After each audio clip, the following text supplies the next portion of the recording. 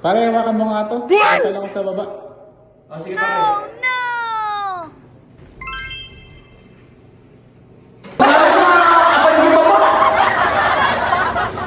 Sa kanto ko nabayan ka ng jayan. At di trabaho. Apaw. To ka na dito ang dalos ni siya. Kapag na may palinis ka niya ako.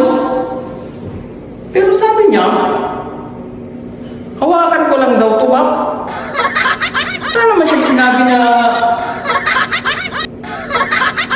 may baga na dalusak. Oh yes. Sinabi niya lang, linisang. Ano ba yung sinabi niya?